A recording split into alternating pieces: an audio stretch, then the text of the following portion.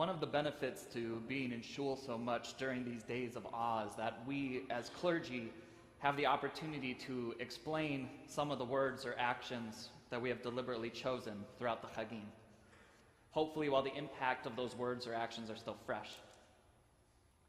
After Yom Kippur, several people came up to me to ask about the poem I wrote for our Yizkor booklet, about if it had any personal significance, if it came from my own experience of loss.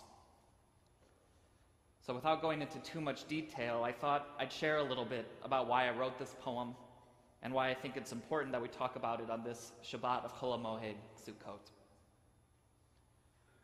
When I was in high school, I lost one of my best friends, a friend I grew up with, a friend who was like family, a friend who took his own life.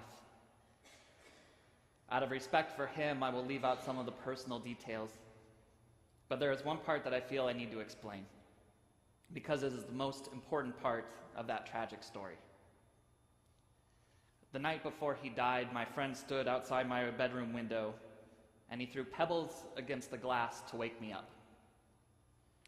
At the time, we had a really extremely liberal open-door policy at my mom and dad's house. The doors were always unlocked, so my friends could come and go should they need a place to sleep or something to eat. So it was strange to wake up and see him down on the lawn looking up at me. He stood there in the moonlight and asked if he could come in. I said, of course, he didn't need to ask. He'd been letting himself in for years. But I let him in, and we sat in the living room watching a movie. Eventually, I fell asleep. He woke me up by gently shaking my shoulder, and then he told me he loved me, and then he gave me a hug, and then he left. That was it. No emotional note, no grand dramatic goodbye. One night my friend was with me. The next day, he wasn't. A death like that is hard to comprehend at any age, but for those of us who loved him and knew him as a brother, it was unthinkable. Things like that happen in books and movies, but not to us, not to normal kids. We grieved in different ways. Some of us were angry, some of us were sad, some of us became depressed, others became numb, walking through our senior year as if we had been tranquilized. And though that day forever changed my life, I look at him, our childhood, and our friendship with different eyes now that it's been some 13 years have passed. And when I think about him, which I do every single day, I don't think about the funeral or the anger or about skipping school to sit in a restaurant and just think all day. I think about that night before. I think about how he said goodbye. And I think about the incredible things he could have done if he had decided to stick around. In many ways, Sukkot reminds me of my friend so much more. It feels so much more appropriate to talk about him on Sukkot than it does for Yizkor and Yom Kippur. Sukkot is about the blink of an eye. In one moment, we are eating all our meals in a beautiful handmade dwelling, singing and laughing and telling stories. And the next moment, our homes are gone, leaving only dry leaves and dead grass where they once stood. The time of Zman Simchatenu, the season of our joy, is just suddenly over, and we stare into the deadness of winter that's approaching. During this holiday, we also read from the Megillah of Kohelet, the book of Ecclesiastes, a book that never mentions God's name and preaches that cynical line, Ve'ein kol chadash tachat hashemesh, that there is nothing new under the sun. It is a book that is often called hedonistic, but is also deeply existential and philosophical. Life is over quickly, Kohelet says. We should enjoy it while we're here. It appears that the message of Sukkot, much like the lesson we learned from a tragic loss, is one of anxious transience. What stands today could easily be gone tomorrow. But the loss of my friend, and since then the loss of other friends and members of my family, have made me look at this transience in a different way, have made me appreciate this holiday for the depth and the complexity that it upholds.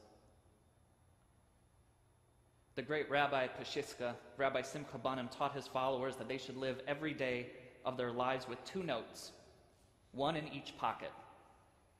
In one pocket, they should keep a sheet of paper that states, "For me, the world was created." On another sheet of paper in the other pocket, a note, a piece of paper that reads, "I am but dust and ashes."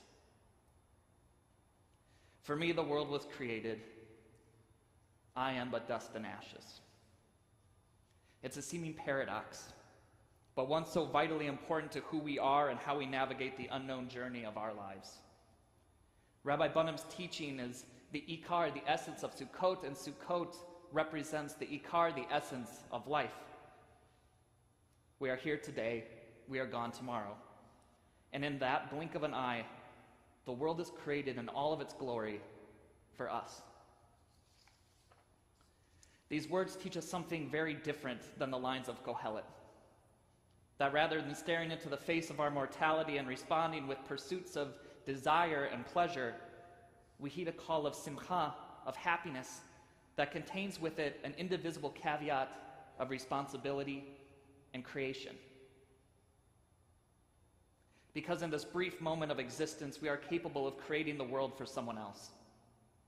While we are dust and ashes, we are also the guarantors of all God's glory and of all God's goodness. And with all that goodness, we ourselves are sparks of the divine. How do we balance the hedonism of Kohelet with the responsibility of creation? We fill our hearts for one another until they overflow, leaving a stream of compassion, of love, and comfort that will flow long after the number of our days have come and gone. While my friend was alive, he made everyone around him smile. He gave his time, his energy, his goodness selflessly to others, whether he knew them or not. And today he continues to give through his memory and through the countless stories that my friends and I get to share about him.